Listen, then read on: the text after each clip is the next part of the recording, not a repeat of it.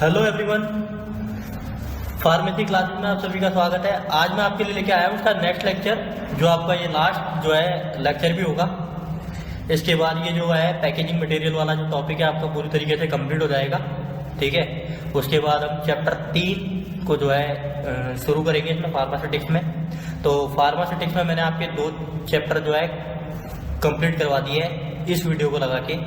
ठीक है, ये आपका लास्ट लेक्चर बनेगा। इसके बाद आपके 2 चैप्टर जो है पूरी तरीके से कंप्लीट हो जाएंगे। ठीक है, इसलिए मैं कह रहा हूँ आपको इसके जो मैंने बाकी लेक्चर अपलोड किए हैं वो भी आप जो है देख लें, जिससे आपको पता रहेगा कि जो है चीज़ें किस तरीके से आगे चल रही हैं। ठीक है, तो आज हम इसमें देखेंगे रबड़। ये छोटा सा टॉपिक है, इसमें कुछ ज़्यादा है नहीं खास। ठीक है, छोटा सा टॉपिक है। अगर देखो आप ये सोच रहे हो कि क्वेश्चन किस तरीके से आएगा इसमें पैकेजिंग मटेरियल में, तो मैंने ये देखो अलग अलग कवर किया है, तो ये पूरा कंप्लीट हो गया आपका पैकेजिंग मटेरियल। इसमें क्वेश्चन अगर बनेगा आपका तो पैकेजिंग मटेरियल को लेकर बनेगा। ठीक है, या तो ग्लास को लेकर आ सकता है, किसी पर्टिकुलर अगर किसी टॉपिक पे आएगा तो ठीक है ग्लास पे आ सकता है। ठीक है, केवल रबड़ पे नहीं आएगा। ठीक है, पैकेजिंग मटेरियल पे अगर आपका क्वेश्चन आता है तो आप थोड़ा थोड़ा यहाँ से लिख सकते हैं। ठीक है, हर टॉपिक से उठा के थोड़ा थोड़ा जो है लिख सकते हैं। तो हम इसमें देख लेते हैं, आज आपका टॉपिक है रबड़। ठीक है, रबड़, इसके इंट्रोडक्शन को देख लेते हैं, थोड़ी सी डेफिनेशन है। उसके बाद टाइप्स ऑफ रबड़। ठीक है, इसके कितने टाइप की रबड़ जो है यूज़ की जाती है इन मैन्युफैक्चरिंग इंडस्ट्री में। ठीक है, उसके क्या एडवांटेजेस होते हैं और क्या डिसएडवांटेजेस होते हैं। ठीक है, तो चलिए हम पहले इसका इंट्रोडक्शन देख लेते हैं। एक तरीके से डेफिनेशन ही है। तो इंट्रोडक्शन में क्या है, इसमें दिया हुआ है elastomers are a group of polymers usually refer to as a rubber. ठीक है, तो रबड़ जो बनती है, रबड़ जो होती है वो यूजुअली पॉलीमर्स क्या होते हैं, इलास्टोमर्स होते हैं। ठीक है, इलास्टोमर्स के क्या होते हैं, पॉलीमर्स के ग्रुप होते हैं। इसके ग्रुप ऑफ पॉलीमर्स, इलास्टोमर्स क्या है, इलास्टोमर्स ग्रुप ऑफ पॉलीमर्स। तो ये क्वेश्चन ना बेसिकली पूछा जा सकता है 1 नंबर में कि व्हाट इज द इलास्टोमर्स। तो इलास्टोमर्स क्या होते हैं, elastomers are a group of polymers. ठीक है, तो इलास्टोमर जो होते हैं वो ग्रुप ऑफ पॉलीमर्स होते हैं। ठीक है, rubber use mainly for the construction of closures, mean for vials, transfusion fluid, bottles, dropping bottles and as washers in many other type of products. ठीक है, तो यहाँ रबड़ की डेफिनेशन बता दी, रबड़ को डिफाइन कर दिया। रबड़ जो यूज होती है वो मेनली होती है कंस्ट्रक्शन में। किसके कंस्ट्रक्शन में, क्लोजर्स के कंस्ट्रक्शन में, वाइल्स में, ट्रांसफ्यूजन्स में, फ्लूइड बॉटल्स वगैरह में को बनाने में, ड्रॉपिंग बॉटल्स वगैरह होती है उनको बनाने में, और वॉशर्स वगैरह में। ठीक है, बहुत सारे जो है कुछ अदर प्रोडक्ट है जिनमें ये यूज होती है। कॉमन रबड़ कौन कौन सी जो फार्मास्यूटिकल पैकेजिंग में यूज होती है, फार्मास्यूटिकल पैकेजिंग। ठीक है, इसके टाइप्स अगर देखेंगे तो बहुत सारे मिल जाएंगे, पर लेकिन कुछ कॉमन है जो यूज होती है इसमें। फार्मास्यूटिकल पैकेजिंग में जो है क्या होती है, फार्मास्यूटिकल पैकेजिंग में क्या होती है, यूज होती है। ठीक है, इसमें कौन कौन से हैं, ब्यूटाइल रबड़ है, क्लोरोब्यूटाइल रबड़ है, नेचुरल रबड़ है, सिलिकॉन रबड़ है। ठीक है, किस किस टाइप की रबड़ यूज होती है उसको मैंने डिफाइन किया है। ठीक है, पहले हम इसमें देख लेते हैं ब्यूटाइल रबड़ के बारे में, क्या होती है ब्यूटाइल रबड़। ठीक है, कैसे यूज की जाती है। Existing low gas permeability, butyl rubber is commonly use in tyre inner tubes, pharmaceutical stoppers and seals for various applications. ठीक है, जो ब्यूटाइल रबड़ है वो लो गैस पर क्या होती है, परमेबल होती है। ठीक है, लो गैस पर परमेबल होती है। ठीक है, पिघलती नहीं है। Butyl rubber is commonly use होती है किसमें, टायर के ट्यूब्स वगैरह में, अंदर की जो इनर ट्यूब्स वगैरह होती है उनमें, फार्मास्यूटिकल स्टॉपर्स में, और जो सील्स वगैरह होती है बॉटल वगैरह की या जो अदर प्रोडक्ट है उनमें, एप्लीकेशन वगैरह में बनाने में इसको क्या किया जाता है, यूज किया जाता है। ठीक है, नेक्स्ट इसमें दूसरी है, इसका दूसरा टाइप है नाइट्राइल रबड़। नाइट्राइल रबड़ क्या होती है, known for it resistance to oil. ठीक है, इसको रेजिस्टेंस ऑयल भी कह देते हैं। क्या कहते हैं, रेजिस्टेंस ऑयल भी कह देते हैं नाइट्राइल रबड़ को। And NBR is use in automotive seals, gaskets, fuel hoses. ठीक है, मेनली ऑटोमोबाइल इंडस्ट्री में इसका ज़्यादातर यूज होता है। बस इतना था आप याद रखना, ठीक है। इसको नाइट्राइल रबड़ को ज़्यादातर यूज किया जाता है किसमें, ऑटोमोबाइल इंडस्ट्री में, गास्केट वगैरह, फ्यूल हॉल्स वगैरह में, ठीक है।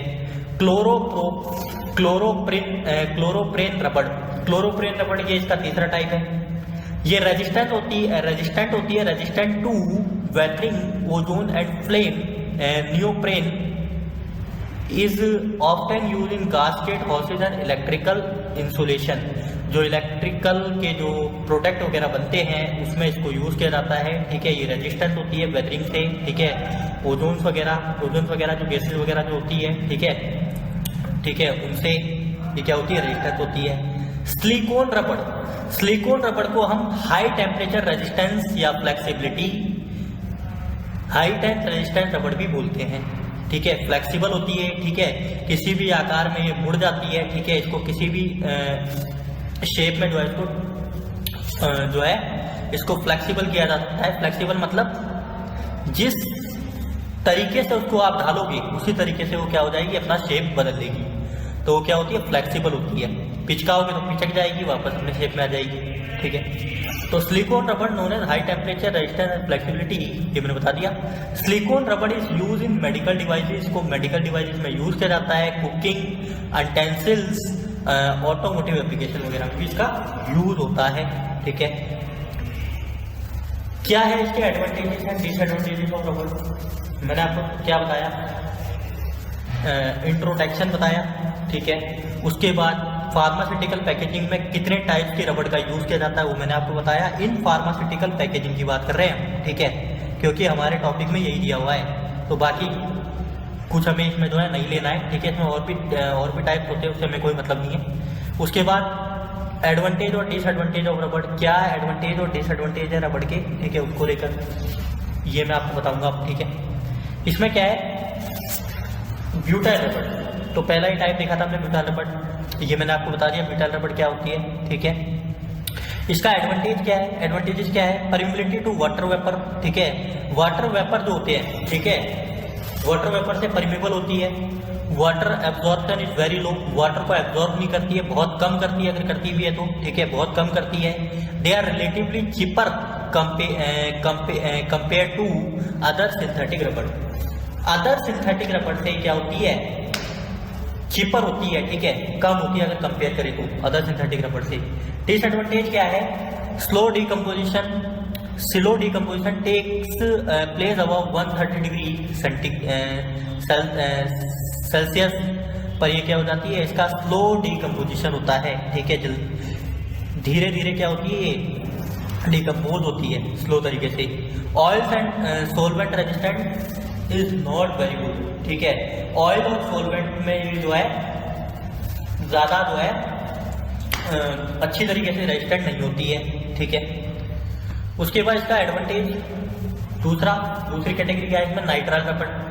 नाइट्राइल रबड़ जो है इसका ये भी क्या होती है, ऑयल रेजिस्टेंट होती है due to polar nitrile group. Polar nitrile एक ग्रुप होता है इसका, उसकी वजह से क्या होती है, ऑयल रेजिस्टेंट होती है, हीट रेजिस्टेंट होती है। तो क्या होती है नाइट्राइल रबड़, दो एडवांटेज, ऑयल रेजिस्टेंट और हीट रेजिस्टेंट होती है। Disadvantage, absorption of bactericide and leaching of extractives are considerable. Absorption, bacteria वगैरह को ये एब्जॉर्ब कर लेती है, लीचिंग यानी लीकेज की जो है इसमें दिक्कत आ जाती है कभी कभी, ठीक है, कंसिडर किया जाता है, तो इसका एक डिसएडवांटेज है। क्लोरप्रेन रबड़, इसका एडवांटेज ये है कि ऑयल रेजिस्टेंट होती है, हीट स्टेबिलिटी इज गुड, इसकी जो हीट स्टेबिलिटी होती है वो काफ़ी अच्छी मानी जाती है। सिलिकॉन रबड़ का एडवांटेज ये है कि ये भी हीट रेजिस्टेंट, सारी चीज़ें वही रिपीट हो रही है सेम।